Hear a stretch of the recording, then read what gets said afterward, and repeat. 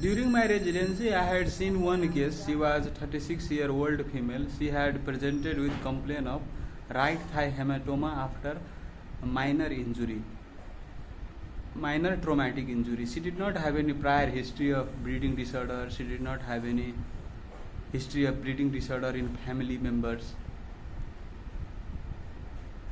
So I sent her clotting profile and I found that APTT was prolonged, PT was normal, platelet was within normal limit. So since this was her first time presentation at 36 years of age, so inherited coagulopathy like hemophilia is less likely, and she is also female. So hemophilia are X-linked recessive disorder, and it is less likely that she has hemophilia given her female, and this is the first time presentation in her life and no family history of bleeding disorder.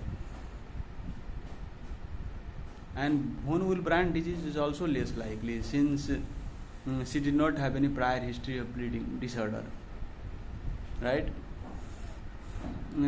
So I sent her blood to India for further investigation, for estimation of factor 8, 9, 11 and mixing study. And during follow-up she came with the report, and what I found that factor level were normal, factor 8, 9, 11, those were within normal limits. And mixing study, despite mixing study, her APTT did not correct, which suggests that there is presence of some inhibitor to clotting factor.